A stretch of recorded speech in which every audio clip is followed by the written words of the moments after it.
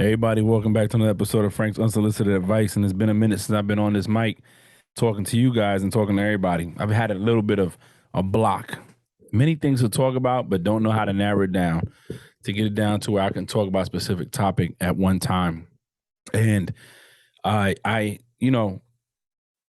started this during the pandemic, and it wasn't a thing to get past. It was something I've been meaning to do, and I used it during the pandemic to get past, but I want to keep doing it. I have talked about many, many things. I've opened up with my family, uh, had my mom on here, had my daughter on here, my wife. I've planned to get other people on here and talk about different things because even though it's unsolicited advice, but it's really more about what we've been through and what we go through to get where we're at, and hoping that in the turn that people listen to this, it gets them past the situation they're in. So I've recently been at work and things been crazy. Um, and I've been coming to terms with stuff. And this I kind of went through the same thing similar a year ago, 2 years ago, when I thought that I was retiring and then I made senior chief and stayed in. At work, I was talking to someone and I was saying how the Navy is an abusive relationship, right? And when you're in the military or in the military and you've been in for so long, you get accustomed to a certain way of life. And what that means is like, you get used to the steady income, the set schedule, the guaranteed knowing what you're gonna do day in and day out, and you go with it. And then, when you start thinking that you can do without, there's a way that it makes you feel that you need to stay in because you can't do without. And that's the abusive part, right? Because it traps you in. It's like an abusive person that makes you feel that you're not strong enough to get away and start your own. And it's sometimes it takes us forever to realize that. For me, I would say next in September it'll be 25, and by the time I retire, it'll be 26 years where I thought, hey, I needed to be in this. And recently, about 2 years ago during the pandemic, I started my own business, and I realized here in the last year that I don't need it no more. I don't need to be in the Navy no more. That I'm good at other things. And finding that out is, I think, what's had that epiphany, that light bulb come on. That no matter what, there's things that I could be good at outside of the military. I'm just not good at this. I'm good at other things. And it got me thinking that in in society as a whole, we sometimes get stuck in our world and think that there's nothing other than what we have. As you all know, I grew up in the South Bronx, come from parents that work, middle class parents, but in New York, middle class is poor. It's not like it's doing a lot. My mom worked. My father was working into his 70s to make sure that that me and my sisters had. Uh, they worked, they provided, they lived check to check. They didn't start getting to where they're at now until later in their years. And maybe due to lack of knowledge and not knowing, and maybe people not coming to our neighborhoods and teaching us things that we need to know, compounding interest, different life insurances, where to put your money and invest, buy these stocks. That was only available to certain people. It wasn't available to everybody. So my parents did what any other middle class or Hispanic or any, poor family would do, is just go to work and hope that in time you pay it. And I say that to relate it to this. Growing up in New York, a lot of us don't get out.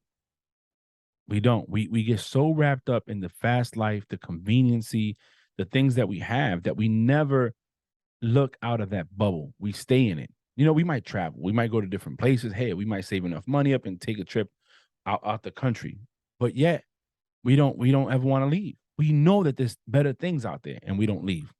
That's why I preface this whole beginning of this episode with the Navy, because that's us. We're in it for short paycheck, good mobility, upward mobility. You promote, you get in, there's perks, but we don't get paid enough. We don't get paid the money that we should get paid for what we do. A person in my position in the civilian world only worries about one thing, where a person like me in the military worries about five or six. We wear 7, 8 different hats. So the stress is different. We think, well, there's nothing else out there. When we realize we see it, we hear people leave, and we're like, that's not gonna be me. The same thing when you live in New York or you live in a certain area and you get conformed to that area. You're a product of your environment in a sense until you wake up out of that dream or that nightmare that you're having and say, you know what, I can be somewhere else. Give you an example. I joined the Navy in '97. I, traveled, moved to. I was in Pensacola for school. Got to Virginia. I saw some stuff. I ended up going back to New York for the recruiting, and that's when I realized I don't want to be back there. I don't. I grew. I changed. I saw something different, and I woke up out of that spell that you get wrapped up into. Like I want to be back at home because I can walk down to the corner and get a bacon, egg, and cheese. We never think that there's something more out there in this bubble that we get put in because sometimes we're scared to take a chance. We can dream all day. We dream all day. We envision ourselves in other places. We dream about the picket fence, or we dream about the house with the property, and we want to have security. We want to have a simple living, but we get so wrapped up in where we're at with the little things that entice us to stay. Like I could walk down the street. There's a Chinese spot. There's a chicken spot. I can go get fresh vegetable at the vegetable stand. There's a at the corner store. I get a bacon, egg, and cheese, or a chopped cheese in the afternoon. The subway, the buses. It's the city life. It's there, and we think, man, I would live in a shack to keep this instead of living in a house and have to drive a few miles. Then the money comes into play. You start thinking, hey, I make money here. If I go somewhere else, I take a pay cut. But we never stop to think that, hey, I take that pay cut, but I'm also cost of living is less. So the money I'm making can substantiate what I need to live and more. Where here, I'm barely scraping it. I'm working to get to where I need to get. So we never leave that environment. We never walk out of it. We never take a chance to experience something else. We stay because we're scared to step out and leave and start somewhere else. People say, oh, well, I don't need a car in New York. I can go. Yeah, but a lot of New Yorkers can't even drive because they don't have no need to. They're 30-something years old, don't have a license. So it got me thinking, when the Navy got me thinking, I can't leave as an abusive relationship. But it got me thinking about how deeper it is in society. A lot of us that come from nothing, it's hard to get out of that because we believe that that's what we're supposed to be. We believe that and I can't speak for everybody, so I can only speak for me and my people, that as Black and brown people, we're not supposed to be more than what we are. That we're supposed to be in these environments, and only select few make it out. Only select few make it to have a career. Others get stuck in the relationship or the abusive relationship of you need to be here. You're never going to go nowhere. You have to be here. We can't get past it. You see it in sports. Players that make the success, they got millions, but they still back at home. They still do things like if they were normal people when they're not. They're not the same person when they were trying to come up to get to where they were at. Or where they're at now, their mind or their thought process is still home, but physically they're somewhere else.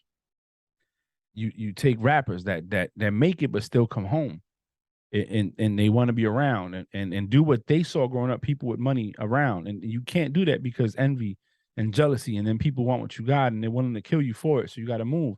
It's like we never think outside that bubble. For the life of me, it baffles me how people from where I'm from don't ever want to leave. They're good there. Oh, nah, I'm not leaving, man. I got an apartment here and I'm good. I'm like, man, an apartment? An apartment. You barely got 800 square feet. And you're fine? I can't see it. I can't see it. So the thought of the Navy being an abusive relationship and not leaving, or scared to leave because we don't know what's there, made me think about people back at home that never leave because they either A, don't do what they have to leave, or B, they do, but they're just scared to leave because they're so used to the conveniency. It's like staying in a relationship because it's convenient. You're comfortable. You don't love the person, or you love them, but you're not in love with them. Yeah, I really don't talk, but you're there because guess what? I have somebody I can come home to. I can watch a movie with. It's guaranteed sex whenever I need it. But technically, I'm not really happy. But I'm there because it's convenient. Same thing in New York. Same thing. Oh, violence is up, crime is up. But guess what? I'm gonna stay here because that bacon, egg, and cheese in the corner that hit different every morning. If I move to whatever town I move to, I can't do that. When you can make your own bacon, egg, and cheese in the house. It's a mindset that we develop to stay in the same place that we're at. That we stay there because we think, oh, there's nothing else better, or we can't make it nowhere else, or if I leave, it's not as convenient. I'm gonna need to do X. It's not producing what I needed to produce. And at the end of the day, you find yourself, you look at yourself and you're like, man, I've been here for years. I didn't have anything to show for it. A lot of us talk about this generational wealth, leaving stuff behind. But when you live in an apartment that you don't even own, in a building that you don't own, what are you leaving behind for your kids or your family or grandkids or whatever, your nieces, nephew, whoever you have that you want to leave something behind? What you leaving behind? The point that got me was I started thinking, and it's something that's embedded in us. We believe that there's nothing else there, and we stick to it, and we make excuses. Well, this is how it is for us, but it really is not. There's other things there that we can be doing with our time, with our life. I always tell people I'm grateful for what New York gave me, but I don't have to stay there to be that. I'm always going to be a New Yorker. Always, always. I can move to Georgia, Texas, Mars. I'm always going to be a dude from the South Bronx. And what I learned in that era, in them in the 80s and the 90s, growing up in New York, you can never take away from me.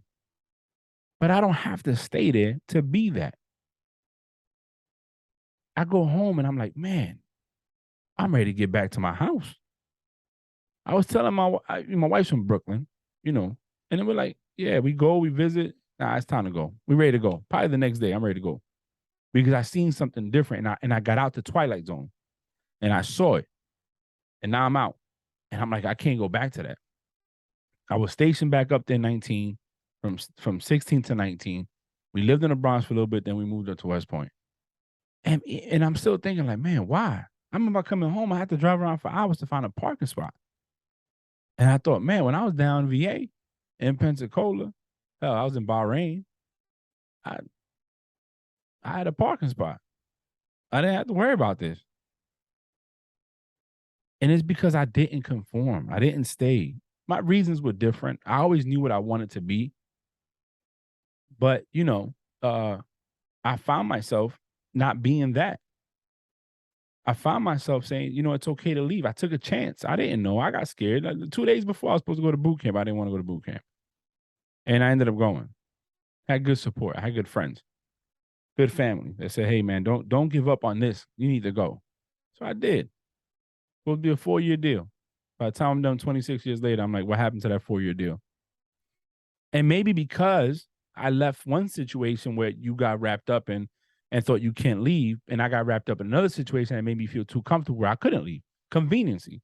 A paycheck on the 1st and 15th of the month, 30 days paid vacation, life insurance, medical and dental for me and my kids and my wife, and my college. My degree was paid for.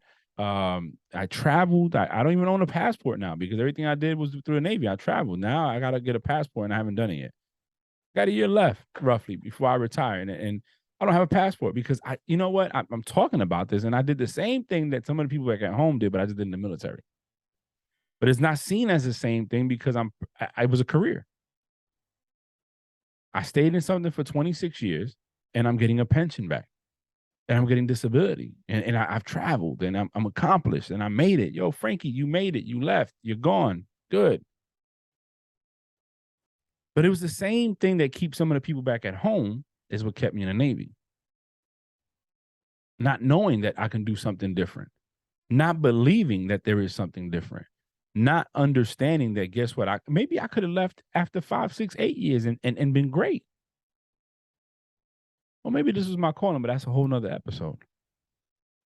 So it got me, like I said, it had me thinking. And as I'm recording this, and anybody that knows me, I really just sit down and I talk from the heart. I said that when I started this podcast in 20, that this was going to be me, my unsolicited advice, my truth, not filtered, not censored, not looking at a piece of paper and saying, oh, I need to take that out. Let me cut, edit. I don't even edit this stuff. It's all in one take. If I don't like how this sounds, I cut it out and start all over again. But that's the truth. We get so wrapped up in what we thought we wanted or what we have in front of us that we never think that we can do something else. It's like that carrot that's dangled in front of you. You keep going after it and you're never going to get it. It's like that abusive relationship, again, that makes you feel like you can't be without me. You got to stay. Mentally, you're warped into something, or you're made to believe that this is where you only going to be and this is where you can only stay, and you really don't ever get out of it because you think that, hey, I can never do it. And that's what got me thinking about all that. That really that's really what did it for me.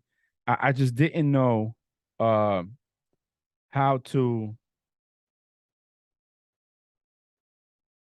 go about stepping away from the game. And now I am stepping away from the game. And it's like I'm that spouse or that girlfriend or that husband I was getting abused this whole time, and you have this epiphany that I'm strong, I could leave, and I'm ready to go. And I'm ready to go. But recording this, it just made me realize that my transition into the military was just me leaving an environment that made a lot of people feel they can never be better than what they are and they got to be there. And to another relationship that made me feel the same way. That gave me conveniency by giving me things that were needed that I thought can be without, to keep me coming back for more. A lot of people don't leave New York because, hey, I don't have to buy a car. I really don't need a license. I can walk to the supermarket. I can walk to the corner store. There's ample enough fast food around. I'm 5 minutes from anything that matters. Never mind that I don't have a yard. I don't have a front porch to sit on. I don't have much. I don't have a. If I throw something out my window, I'm liable to hit my neighbor's window. Um, if I do have a car, I got to watch where I park it. Got to move it every morning because alternate side of street parking. Uh, Inflation, property's too high, crime is high, but I'm gonna stay here. I'm gonna stay here because at the end of the day, I can walk 10 minutes and I'm shopping for clothes. I could walk 2 minutes and I'm getting a bacon, egg, and cheese with a regular coffee with 3 sugars, and I'm going back to my house. Or I'm getting a bagel toasted with butter and jelly. Some people like cream cheese. I'm not one, but that was my thing. Fucking a bagel with peanut butter and jelly and a large coffee. Yeah, conveniency to mask the fact that there's other things out there. But once I left New York and got exposed to living outside of New York, I could never go back to it because I know there's something better. Well, you take a kid like me, so my parents worked his whole life, get into the military. I'm getting what they were fighting for. I'm being told, hey, why leave? This is guaranteed money. You got it made, hijo. You good. I remember when I was thinking about getting out, my Uncle John D said, Frankie, why you want to leave? I said, well, Theo, my time's up. 4 years, I'm out. He said, why? That's what you mean. He said, if you get out now, you got to start all over again somewhere else. You do 16 more years, you get a pension. So you stay. He says, Papi, look at me. Mijo, look at me. I'm working. I don't have what you have. So I stayed, never thinking that there was something else I could have probably did. But maybe that was my calling. And again, that's a whole nother podcast. But I wanted to give you guys this advice. I know I went around the world, Navy, growing up in New York, Navy, New York environment. But this is what I want to tell you. This is my unsolicited advice. Don't ever think you can be more than what you are or succeed somewhere else. Because the only reason you won't succeed is because you didn't put your part to succeed.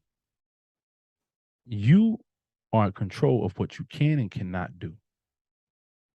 You are in control to realize what you can and can't do. What I mean by that is this: if Frankie, me, if I felt I want to play basketball, I want to play football, I'm not an athlete. So it's up to me to realize maybe that's not my way I got to go. But I love the sport enough to say, maybe can I be a coach? Maybe I go to school, become a journalist, and do sports broadcasting. Accepting what is not for you, but realizing what is there that you can do that still satisfy the things you want to do. So don't ever think that you have to be stuck in a bubble or stuck in one place to be where you need to be. Don't be scared to dream and don't be scared to adventure and try something, because let me tell you, sometimes when you just step out on faith and you try it, you might just find out that there's other things out there you need to be doing. And there's nothing wrong with failing. Many people failed in order to get success. Many people failed until they won. Many people failed until they found that one thing that made them who they were. Like I said, I've been in an abusive relationship for the last 25 years. And I finally woke up and realized, Frank, you could be doing so much more out there and be good at it. So, my advice to you is dream, push, venture out, live, try it.